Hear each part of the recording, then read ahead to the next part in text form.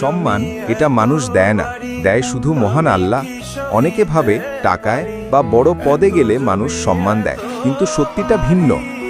Saudi আরবের এক বিশ্ববিদ্যালয়ে একজন সাধারণ কর্মী, তিনি সবসময় হাসি মুখে কাজ করতেন, সবাইকে সাহায্য করতেন আর নামাজে কখনো দেরি করতেন না। আজ তিনি নিজের দেশে ফিরেছেন, আর জানো কি, তাকে স্বাগত জানাতে বিশ্ববিদ্যালয়ের শিক্ষক, ছাত্র সবাই মিলে সেলিব্রেশন করছে।